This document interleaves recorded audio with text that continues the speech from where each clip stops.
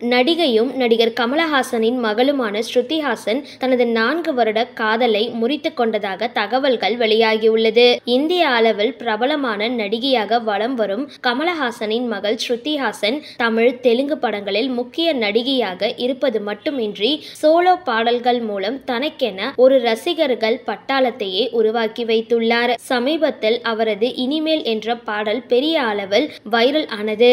அதில் ஸ்ருதிக்கு ஜோடியாக லோகேஷ் கனகராஜ் ரொமான்ஸ் காட்சிகளில் நடித்திருந்தார். ஸ்ருதி ஹாசன் கடந்த சில வருடங்களாக காதலித்து வந்த சாந்தனு என்பவரை தற்பொழுது பிரேக்கப் செய்திருப்பதாக அதிர்ச்சி தகவல் வெளியாகியிருக்கிறது.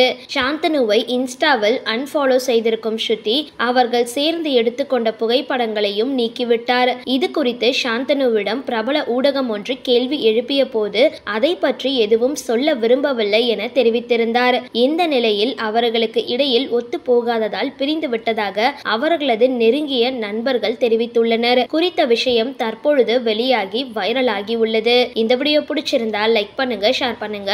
மேலும் இது மாதிரி வீடியோஸ்லாம் தெரிஞ்சுக்க மறக்காம யோகி டாக்ஸ் சேனலை சப்ஸ்கிரைப் பண்ணுங்க.